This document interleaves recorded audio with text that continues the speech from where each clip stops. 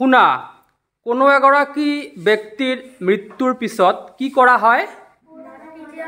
মাটি দিয়া হয় কাৰোবাক মাটি দিয়া হয় আৰু কাৰোবাক জ্বলাই দিয়া হয়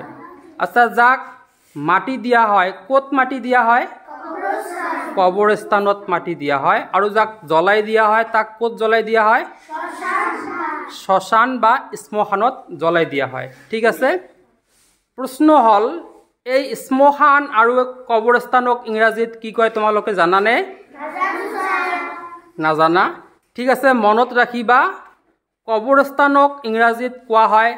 গ্ৰেভয়াৰ্ড কি বুলি কোৱা হয় গ্ৰেভয়াৰ্ড মানে হৈছে কবৰস্থান আৰু শ্মশান বা শ্মশানক ইংৰাজীত কোৱা হয় ক্ৰিমেশ্যন গ্ৰাউণ্ড কি বুলি কোৱা হয় ক্ৰিমেশ্যন গ্ৰাউণ্ড মানে হৈছে শ্মশান আৰু গ্ৰেভয়াৰ্ড মানে হৈছে কবৰস্থান মনত থাকিবনে বহুত ভাল